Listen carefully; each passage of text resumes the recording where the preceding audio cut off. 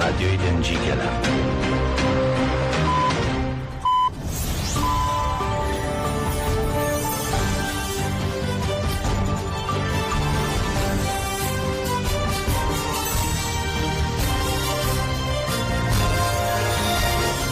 کاتتان باش بیستەرانی هێژان لا ناوەندی هەواڵەکانی ڕادیۆ دەنگی گەل بە یارمەتیاوکارانم گەشتی هەواڵەکانی ئەمڕۆ چوارشەممە 15 کانونی دووەمی 2025 تان پێشکەش دەکەین.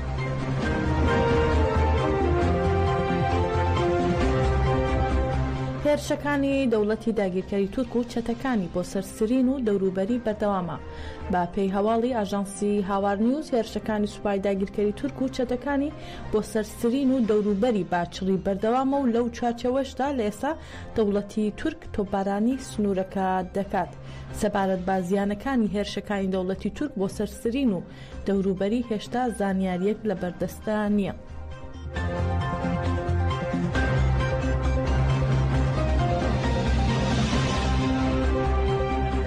هاوسەرۆکی فەرمانگەی پەیوەندیەکانی دەرەوەی ئیدارەی خۆبەڕێوەبەری باکوور و ڕۆژهەڵاتی سووریا ئیلهام ئەحمەد و هەروەها هاوسەرۆکی نووسینگەی پەیوەندیەکانی ئەنجومەنی سووریای دیموکراتیک مەسەدا حەسەن محەممەد عەلی پێشوازیان لە شاندێکی پەرلەمانتار و دیپلۆماتیکاری بریتانیا کرد و لەسەر پرسا گرنگەکانی ناوچەکە کۆبوونەوە. لە کۆبوونەوەکەیاندا هەڕەشەی هێرشەکانی دەوڵەتی تورک و چەتەکانیان بۆ سەربەنداوی تەشرین تاوتوێ کرد و هەردوو لا جەختیان کردەوە فشار دەکەن بۆ ڕاگررتنی هێرشەکان.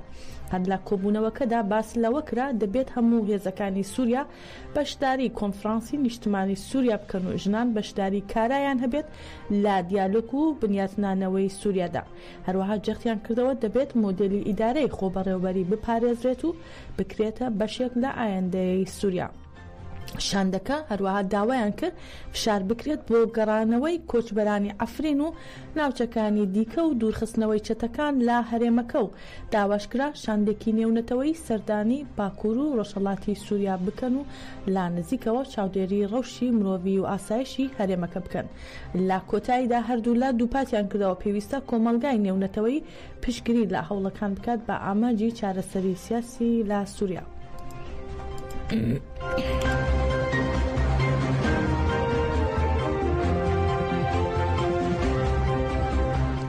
فەرهاد شامی بەڕێوەبەری نووسینگەی ڕاگەیاندنی هێزەکانی سووریای دیموکراتیک هەستەدا لە بارەی ئەو هەواڵانەی کە میدیاکانی دەوڵەتی تورک بڵاوی دەکەنەوە کە گوایە ئێران 1500 درۆنی بە هەسەدە بەخشیوە ڕاگەیاندراوێکی بڵاو کردەوە و لە ڕاگەیاندراوەکەی فەرهاد شامیدا هاتووە میدیا تورکیەکان کە پشتیوانی لە سیاسەتی قڕکردنی گەلانی ناوچەکە لەلایەن حکوومەتی تورکیاوە دەکەن درۆ بڵاو دەکەنەوە هەواڵێکی بێبنەمایان بڵاو کردوێتەوە کە گوایە لە نێوان هێزەکانی ئێمە و ئێران پەیمانێک هەیە و 1500 درۆنمان وەرگرتووە. ئامانج لە بڵاوکردنەوەی ئەو هەواڵە درۆیانە میدیاکانی تورکیا ئەوەیە کە زیان بەهێز و گەلەکەمان و دژایەتی دۆزی گەلەکەمان لە باکوور و ڕۆژهەڵاتی سووریا لە ڕایگشتی و نێودەوڵەتی دروست بکات. شامی جەخت دەکاتەوە ئەو درۆنانە بەرهەمی ئەزموونی هاوڵاتیانی باکوور و ڕۆژهەڵاتی سووریایە.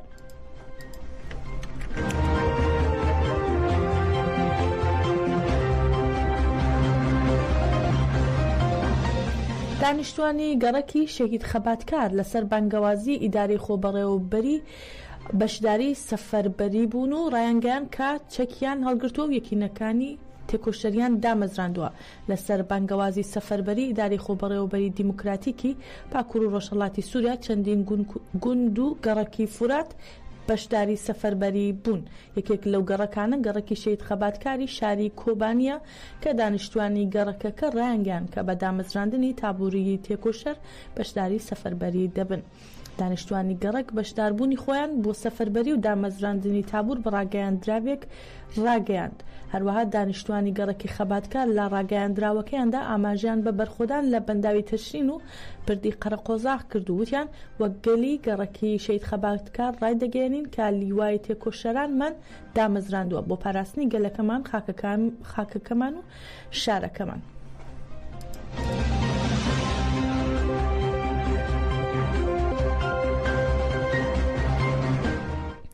چالاکی ئشگری قەلغانی زیندوو بە بەشداری گەلانی باکوور و ڕۆژهەڵاتی سووریا بۆ پاراستنی بەنداوی تەشرین و پشتیوانی قەسەدا هەفتەیەکە با جۆش و خۆشەوە بەردەوامە جێی ئاماژێ لە هەشتی کانونی دووەمی ئەمساڵ هەزاران کەس لە گەلانی باکوور و ڕۆژهەڵاتی سووریا بۆ پشتیوانی هەسەدە و پاراستنی بەنداوی تەشرین و ناڕەزایەتی لا دژی هێرشە داگیرکاریەکان بەرەو بەنداوی تەشرین بەڕێکەوتن و ماوەی 7 شەوە ئشگری بەردەوامە.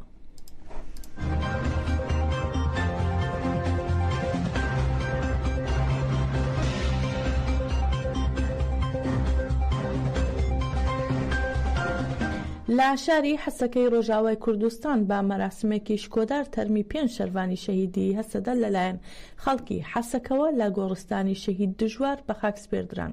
تەرمی شەروانانی یەپەژا تۆڵڤین شاهین بریتان ئامانوس و بەفرین حەسەکە لە نوۆی کانونی دووەم لە بەنداوی قەرەقۆزاق لە بەرخۆدان لە بەرامبەر هێرشەکانی دەوڵەتی داگیرکەری تورک شەهید بوون و هەروەها شەروانی هەسەدا ئامەد حەسەکە و کە ئەویش لە سیانزەی کانونی دووەم لە سەرەکانی لە هێرشی دەوڵەتی تورک لا چیای کە زوان شەهید بوو هەروەها وڵاتیەک بە ناوی ئەحمەد عەلی حەسەن کە ئەویش لە دەی کانونی دووەم لە سەرەکانی شەهید بوو بە خاکسپێردران.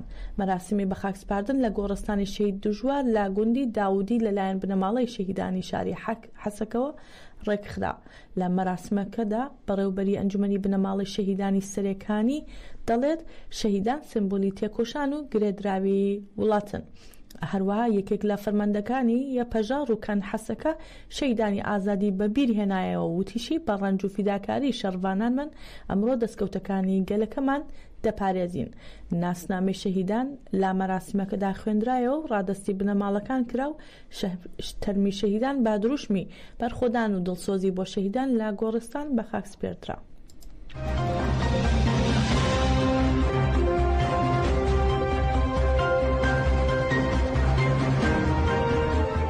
هاوسەرۆکی گشتی دەم پارتی تونجەر باقیرخان دەڵێت لەگەڵ پەیامەکانی بەڕێز ئۆجەلان داین و بۆ ئەمەش ئەرکێکی زۆر دەکەوێتە سەر هەمومان کاتی ئەوەیە پێکەوە ئاشتی بنیاد بنین. هاوسەرۆکی گشتی پارتی یەکسانی دیموکراسی گەلان دەم پارتی تونجەر باقیرخان لە کۆبوونەوەی پەرلەمانی پارتەکەیدا پێشات و ڕۆژەفەکانی هەڵسەنگاند و لە دەستپێکی قسەکانیدا باقیرخان ناڕزایەتی پارتەکەی لا دژی دەستگیرکردنی هاوسەرۆکانی شارەوانی ئاکدێنیز و ئەندامی ئەنجومەنی شارەوانی ئاکدێنیز و دەست بە سەرداگرتنی شارەوانیەکە نیشاندا و وتی سەپاندنی قەیوم بەسەر شارەوانی ئاکدێنیز نەک بە تەنها لا دژی کوردانە بەڵکو هاوکات لا دژی ئیرادەی بەڕێوەبردننی هاوبەشە. لە درێژی قسەکانیدا باقیرخان وتی بەڕێز ئۆجەلان لە هەردوو پەیامەکەیدا باسی لەوە کردووە هێزی بنیادنانی ئاشتی هەیە ئیدیکاتی ئەوەیە دەسەڵاتداری هەنگاوی کردەوەی بنێت و دەبێت ئەوەش بکات.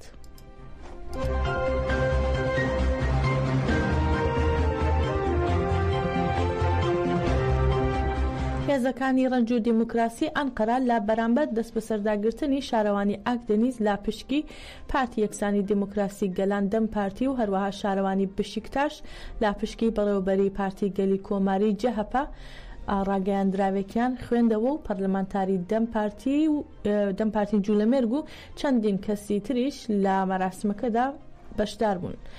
ڕاگەیاندراوەکە لەلایەن بەڕێوەبەری شاری ئەنقەرەی دەم پارتی خوێندرایەوە وتی با دەسەڵات بزانێت کە ئەوان ناتوانن بە هێرش و ترساندن وڵات بەڕێوە ببن.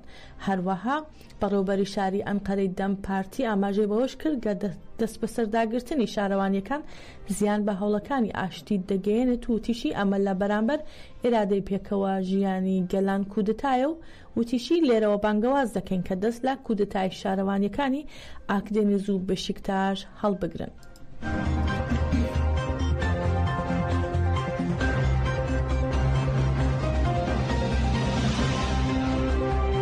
بە گوێرەی چەند زانیاریەک هێزێکی گەورەی ئەمریکا لە عێراقەوە خۆیان گەیاندووەتە ڕۆژاوای کوردستان و لە ناوچەکانی دەیرە زوور و حەسەکە جێگیر بوون.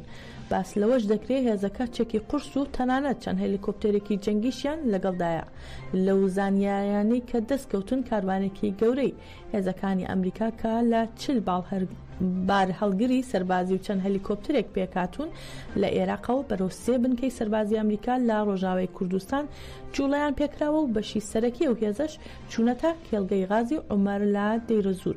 هەروەها زانراوە نردنی ئەو هێزەی ئەمریکا لە عێراقەوە بەشێکە لە استراتیژی دووبارە ڕێخستنەوەی هێزەکانی ئەمریکا لە سووریا کە لە دوای ڕوخانی ڕژێمی ئەسەدەوە دەستی پێکردووە.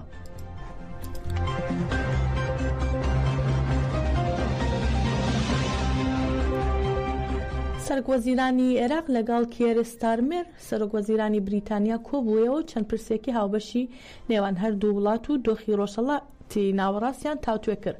هەردوو وڵات جەختیان لەسەر پەیوەندی نێوان بەغدا و لەندەن لەسەر جەمبوارەکاندا بەتایبەتی بوارە استراتیجیەکان کردوتەوە. سوودانی و ستارمر پابندبوونی خۆیان بۆ پێشخستنی ئاستی پەیوەندیەکان بەتایبەتی لە بوارەکانی پەروەردە، زانست، ڕۆشنبیری کۆچ، گۆڕانی کەش و هەوا و ئازۆشتی تر دووپات کردوێتەوە. هەردوو لا ڕێککەوتنی هاوبەش و هاریکاریان واژۆ کرد کە بوارەکانی بازرگانی و هاوکاری ئابووری و استراتیژی دەگرێتەوە و هەروەها ڕێککەوتن لەسەر گەڕانەوەی پەرامبەرانی عێراق و هەرێمی کوردستان کرا.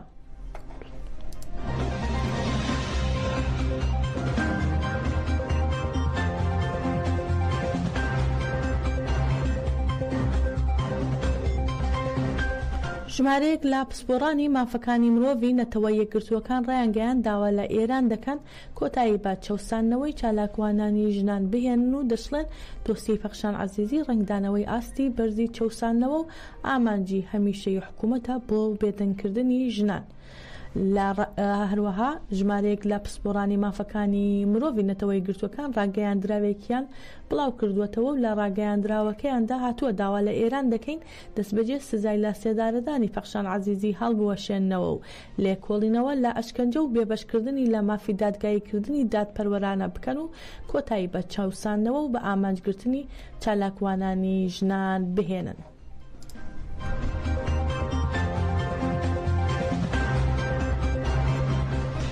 گەشتی هەواڵەکانمان پێشکەشکردن.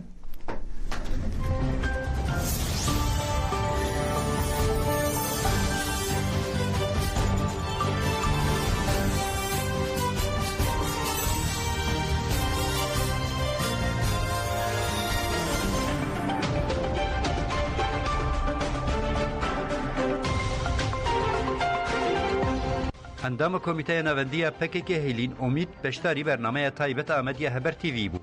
Şimdi tabii böyle son yıllarda bizim mücadelemizin merkezinde Önder Apo üzerine oluşturulan tecrit vardı. Hevditin aşandaya Dem Partiye Yabreber Apore u Halend ve Hevditin de derketine peş.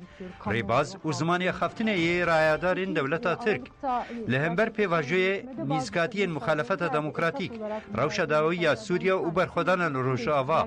De Kurdistan u Rojalata navin de rojevin siyasi u leşkeri.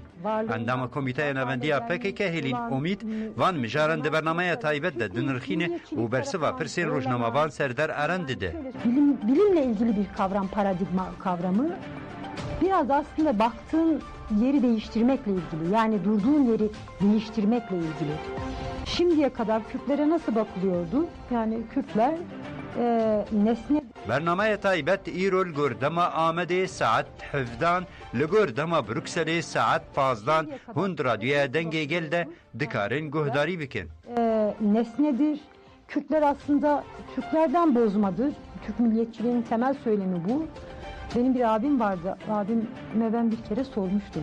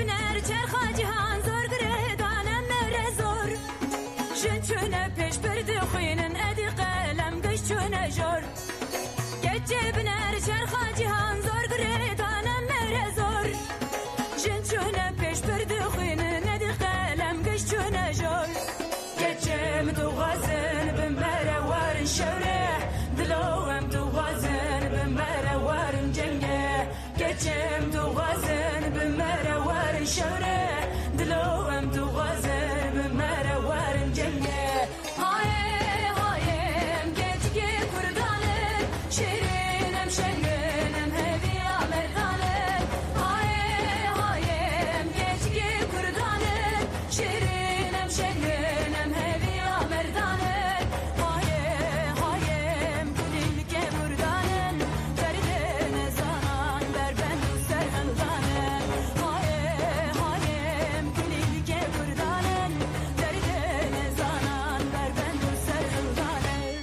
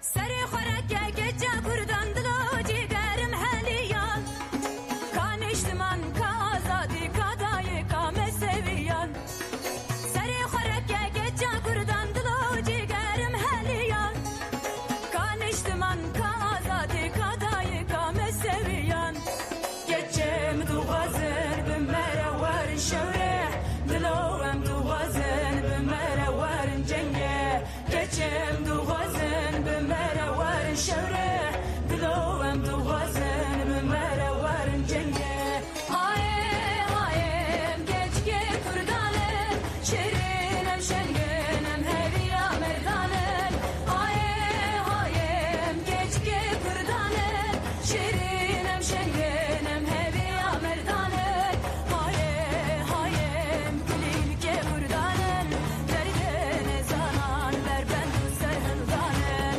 های هایم کلیل که بردانم دردن زنان بر بند و سرهنگانم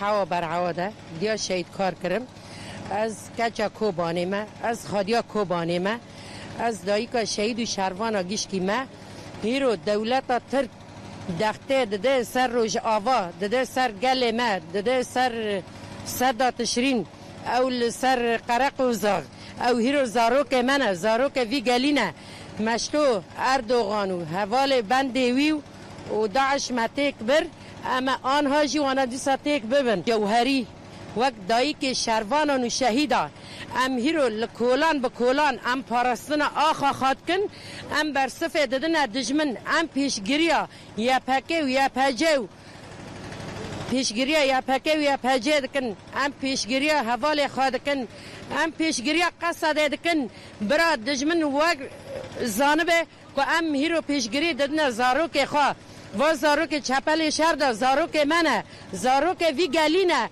ام حتی نقطه خونه دا جان مده هبه اما آخا خوابه پاره ام لکولان ام دا سکنن ام پیشگیری قصد خودکن ام پیشگیری یا پکه یا پجد هیرو از دایی که کم بتنی خود مال خود ماما زاروک من چمر شردانه زاروک من قصد نه یا پکه نه یا پجنه مشتو اردوغان و دولت وی و هفکار وی و حوالبند وی و داعش متیک بر امن هاجی تیک ببنه د کوبانی دا ام کوبانی جیرا بکن گورستان ام تجاری جبیر ناکن خونه شهیدان و لهنگا ام بی نان جیان دکن ام بی آف جیان دکن ام بی کربه جیان دکن ام بی جگر بی زاروک جیان دکن ام بی ولات و بی رومت جیان ناکن اگر مشتو بچک هانه بتنه بی بالافر و بی تانگ و توپ ام لهانبر دجمن و اردوغان و داعش ساکنین و بر هفکاری وی ساکنین مشتو تک بر اما دیسا و سلاح و چکه اما دیسا اردوغان و هفکاری وی و حوالبندی وی و داعش تک ببنه